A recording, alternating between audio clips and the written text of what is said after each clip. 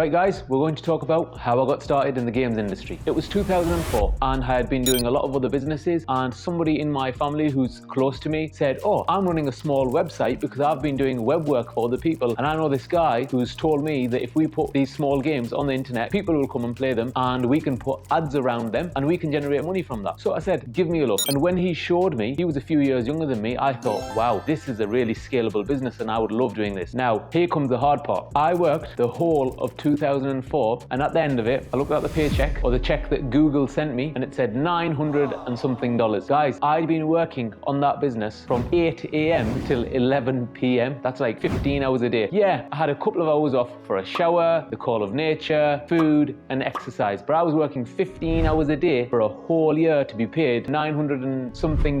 And when I worked out at the end, it was 23 cents an hour. Now imagine if I'd given up. Well, I'm here because I didn't give up. I used to work on the site morning till night, talking to players, asking other people for links to the website, and programmers. And there's a funny story about this. My first game was made by a programmer called Dimitri, who I found on Elancer. It's called Upwork these days, so that's a long time ago. And Dimitri and me made a game called 𝔻𝕠𝕟'𝕥. And because he was Russian and I was in a hurry, we ended up calling it 𝔻𝕠𝕟'𝕥 with 2 O's instead of 1. And we still put the game out. So when the game was ready, we put the game out and it spread all over the internet and millions of people were playing it. I'd done one little cheeky thing. When you died, it said, if you would like to play more games like this, press the go button. And you know what? Hopefully the guys will upload something on the screen here that you can see what the go button was and what 𝔻𝕠𝕟 the game was. When people were playing the game, they'd die, they'd press the go button, and they'd end up at my site, Flash Games 247, and you can see that here. And before you knew it, it was hundreds of people a day coming to the site, and then thousands, then tens of thousands, and then eventually millions a month. And I'm going to tell you the rest of the story behind that and what I had to do. So after starting in 2004 and going through the whole year for $920 something, I think it was, I thought, right, I'm not giving up, I'm just going to keep on going. And in 2005, my traffic started to double every week. It was just going through the roof. And I was thinking, wow, this is amazing. Now I can see that I'm going to end up making a lot of money. But there was still a lot of hard work to come, because there would be server problems. And then there would be like, oh, well, what's the next game?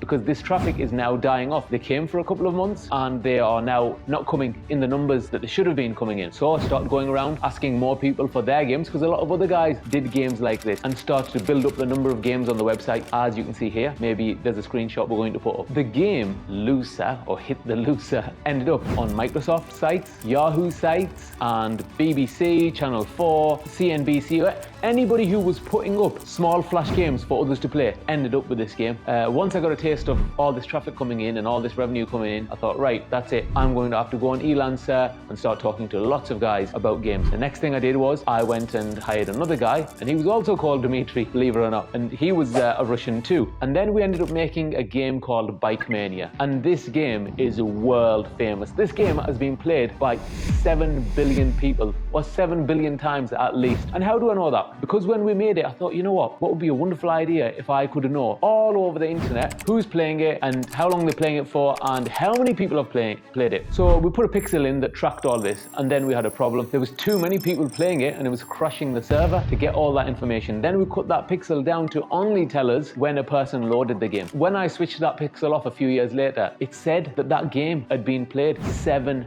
billion times. Can you believe that? What else happened was, when I noticed that each game I release is played, like, well, Bike Mania was played billions of times, I thought, wow, how could I level up or cash in on this? I launched something called Best Game Ads, which was a system that you could inject ads into the front of a flash game and then give that flash game to everybody. And even if your flash game was on the BBC or Yahoo, I could put ads in that. And that was probably what these days is like AdMob and YouTube. They use the same technology, right? They show you an ad just before you watch the video. Well, I was doing that in 2005. Yes. What was my biggest mistake? I made Best Game Ads. It was going great, and I think it was being used by like 23 million people a month, and it was growing at a rate of knots. But because Flash Games was growing as well, and I was, what you call it, too young, too naive, didn't have a clue, was still learning, I didn't end up hiring a CEO or anybody to help me with that. Because at that time, I used to wear all the hats. I was the game designer, I was the guy asking for links, links, I was customer services, I was the tester. Basically, I did everything. I let Best Game Ads go to the side and die away. Unfortunately for me, guess what happened? There was a competitor like Best Game Ads called Mochi Ads. They did the same thing, and a few years later, they sold for $80 million.